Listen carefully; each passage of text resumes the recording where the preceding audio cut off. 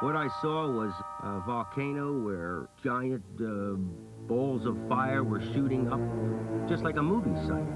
Most fires you can put out, something like this you can't. All you can do is pray and hope that everything goes the way that everybody thinks it will. I had never seen anything that big burning in my life. And when we got down there and got there even closer, it was even more incredible. I arrived in a fixed-wing aircraft, and at that time I saw a plume of 3,000 feet, about 50 miles long. Halloween night, 1983. In Winchester, Virginia, it was a night to remember. This fire is very similar to fires involving coal, stockpiled textiles, hay. All of these products, when they catch on fire, usually have very slow, hot burning fire, deep-seated. And any water applied simply runs off. Charged with solving the problem, the on-scene coordinator for the federal response community, Tom Massey of the Environmental Protection Agency. What we have here are 5 to 7 million tires burning. There is a giant tire pile out there, 120 feet high, 3 to 4 acres.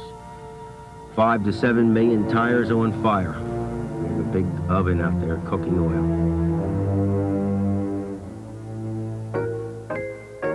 Massey needed help, so he called on the regional response team, a group representing several government agencies.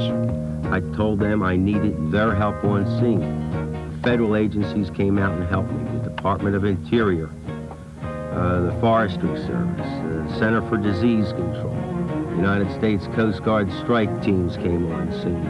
Many other agencies, all pulling together to try to solve this problem. This included state agencies. So basically what you have on scene are all the king's horses and all the king's men. When I first came up on scene on this emergency, I think we got in about 8, 9 o'clock, and we went right down into the hot zone, and there I met Norm McTeague. He's with the State Emergency Coordinator's office. We've been here now, at least I have, since 11:30 of the first day of the fire, which must have been the 31st of October. It seems like it was 31st of October 1902 instead of 31st of October 1983. The job of the state in this type of response is to provide an interface between the state and the local government and the state and the federal government, to task those state agencies to do things that the local government cannot do. In our area, we have the Division of Forestry, which is concerned about forest fires. We have the Water Control Board, the State Water Control Board, which concerns itself with pollution of the streams. The Department of Health, worried about the air pollution problem. Plus, we also have the state police and the National Guard who are providing us aerial transport, communications, and other various types of systems. Working alongside the state agencies, the U.S. Coast Guard's Atlantic Strike Team from Elizabeth City, North Carolina, part of the National Strike Force. The National Strike Force has been established by the National Contingency Plan to provide assistance to on-scene coordinators. Lieutenant Commander Klaus Adey, Strike Team Executive Officer. So we brought in our 240,000-gallon Dracone and staged it in the area for emergency storage of oil. In the event the trucks that were being provided by the contractor couldn't handle the flow coming from the pile of tires as they burned. Once we got the Dracone up here, the on-scene coordinator thought that we would also need additional pumping capability beyond what the contractor was able to provide. So we brought our VOPs, our viscous oil pumping systems, several of our air deliverable anti-pollution transfer systems, which is the ADAP systems, to provide the additional pumping that he would require. Additionally, we brought in our own command post, which had the communications equipment and telephone hookups and the like that would be necessary for us to run a sustained operation here.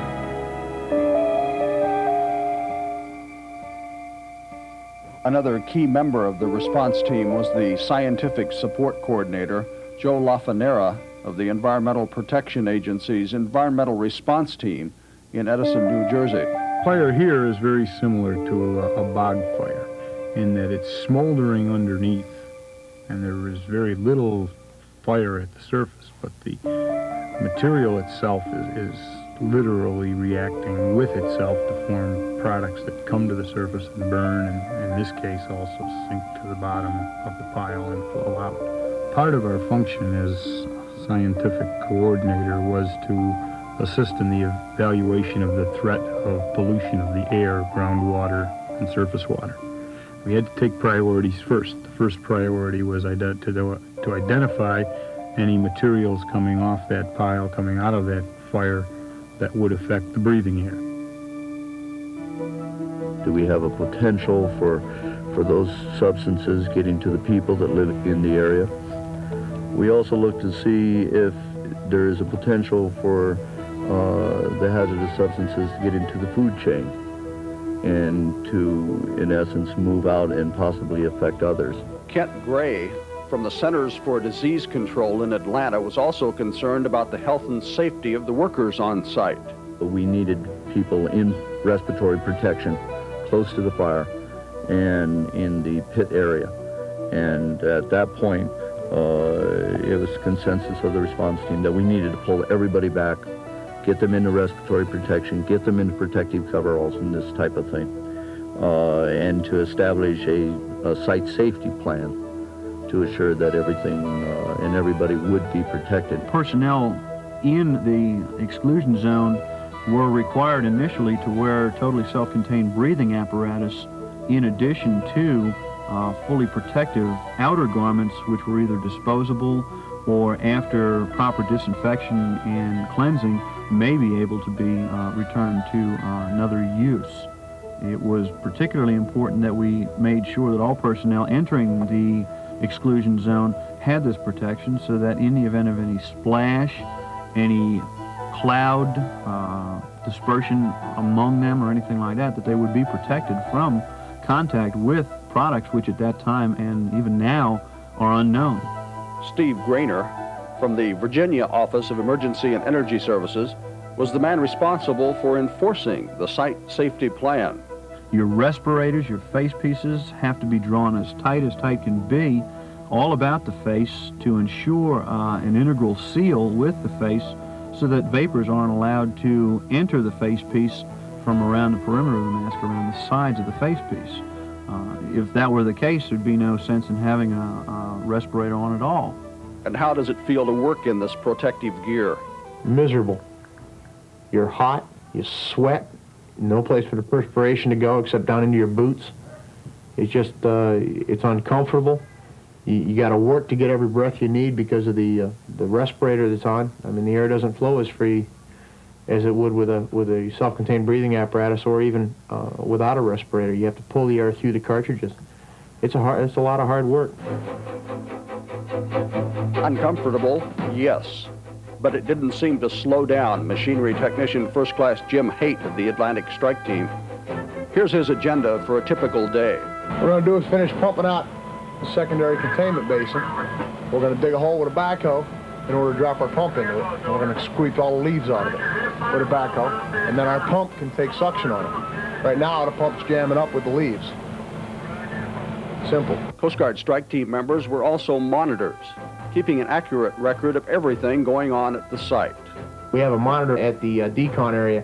He's making sure that everybody that goes in, contractors and our personnel, is wearing the proper gear, what has been required by the site safety plan. And the second thing that he's doing is he's making a log entry of everything that happens in that area. And you have another guy that actually walks down into the site and makes sure that everybody's wearing the respirators and the proper gear and is taped up, and that the trucks are being washed off with a fire hose to get the mud and stuff that could have the contaminants in it off. The oil in the trucks was sold to the highest bidder to help pay for the cleanup. Yet disposal of the pollutant was only one of the many problems that had to be dealt with. What I'd like to have spring out of this meeting is the contingency to deal with 120,000 gallons of oil with rain, its containment, its control. If we can't run the trucks in any longer, we've got two options. We've got the upper pond and we've got the Draco. The uppermost pond has already got a good slug of oil on it. Another 120,000 gallons isn't going to bother that a bit. That's already been identified as about a 4 million gallon pond. And there's a contingency then to control that oil. So. Excellent. I feel good. 7 million tires, burning, generating hundreds of thousands of gallons of gunk, nearly 700,000 gallons in the first month and a half alone. And the fire is expected to burn for months. It's a massive problem, a problem solved by a response made possible by detailed national and regional planning and action from dedicated teams. I think the operation that we have on scene today, 24 federal, state, county, local agencies, numerous amount of private industrial units on scene with us. Over 220 people, and I'm so damn proud of everybody pulling together, working their 24-hour days right on through under adverse conditions to pull this way and work together, truly reflecting the regional response team concept that the Superfund allows us to work in.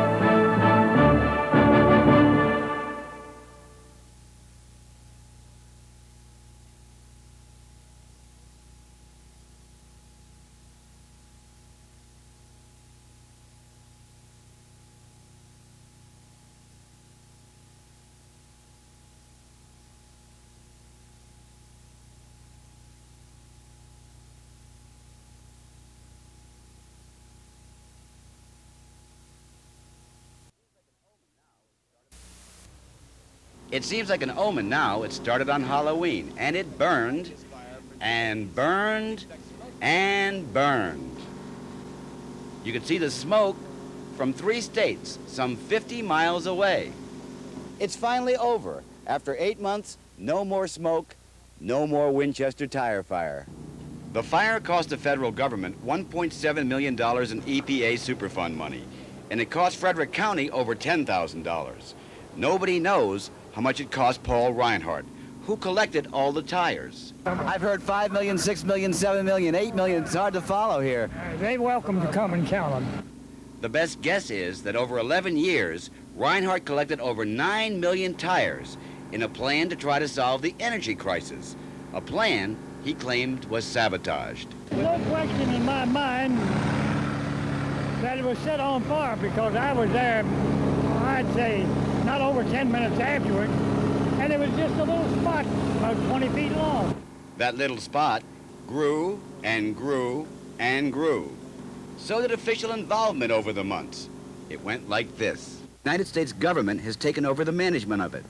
A tent and trailer city has sprung up for officials of the Environmental Protection Agency, the Center for Disease Control, the National Institute of Safety and Health, the U.S. Forest Service, the U.S. Coast Guard, the Environmental Response Team, the Virginia National Guard, the National Fire Academy, the Air Force, the FAA, and other agencies. I'd say the internal temperature in there is probably in the neighborhood of 2,000 to 2,400 degrees. That's cooking. That's hot. One of the local radio stations has T-shirts out. I survived the Great Tire Fire of 1983. This will burn until it burns itself out. Viewing the fire close up is no simple thing. Because of toxic smoke and particle emissions, anyone visiting the fire close up is required to wear special gear. How am I going to take notes? I'll try to remember. One thing the tire fire proved, Paul Reinhardt may have been right about the energy crisis. They collected almost 1 million gallons of runoff oil, all of it usable. So how do Frederick County officials feel now that there's no more smoke billowing from Mount Williams? Well, I don't think it's behind us yet. I don't want to close the matter yet, but it appears that we're getting to that point. And yes, I am glad. The Reinhardts have put up barricades and posted signs. No trespassing. They say 8 months of attention and grief are enough. The whole thing, they say, was blown out of proportion. In fact, the Reinhardts told us to get off their property right away. We complied. Ron Serro in Winchester. Their homestead. How much milk and how many eggs do you get a week from the goats and the chickens? Well, we have a real super milker. She gives a gallon a day. The egg